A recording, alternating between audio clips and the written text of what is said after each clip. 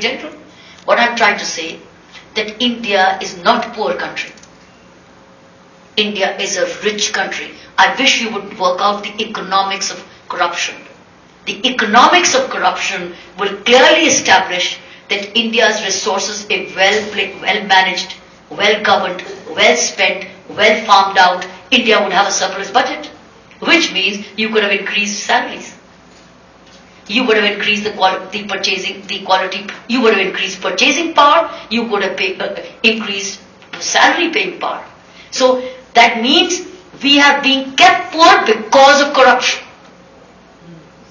And because of corruption, we are being kept poor. Corruption is being increased by that, because how do you survive otherwise? So you become corrupt because you're poor.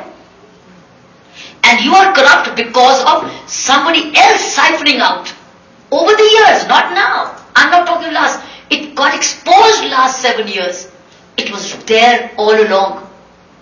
It got exposed for 2-3 reasons. One is the transparency which started, the right to information started the search. Right to information, which is being given by the same government which came in 2005, is today a victim of the same. Because you have more information now. And when you have more information, you can see a file. You can find which order was sent, because RTI actually preceded the movement. If we didn't have the RTI, we may not have been able to do this movement. Because so much of information by which we could emphatically say what's not right is because we could claim it from the right information. They couldn't hold it back. Secondly, you had you had a very strong voice in the Supreme Court. You also had an independent voice as Comptroller and Auditor General. You had also cleaner Chief Election Commission. These are the strengths of Indian democracy.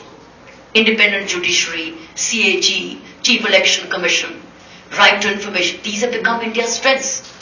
But India's weakness is the thick skin into the culture of some people who think they could get away. Now, it's the past catching up today.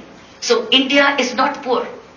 If you look at the economics, and if you would calculate the losses of 2G, losses of CWG, and you loss of even Colgate, losses in aviation, which have been also exposed, some losses in gas from the KG basin, total it all, you have a surplus budget.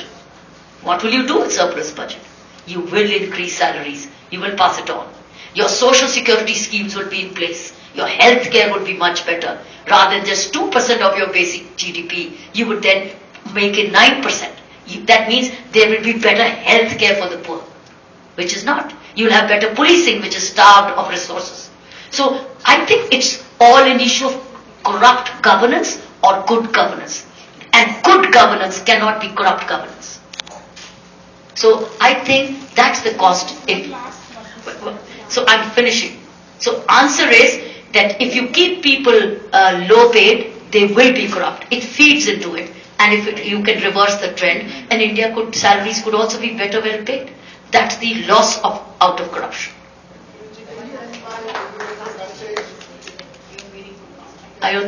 Listen, but can I request you, you can follow me on Twitter.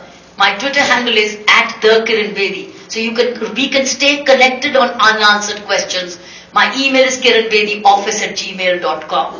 And there's another way we do a radio wala. I do an internet radio program every Saturday 9 o'clock. You can raise your questions, the world will listen to you.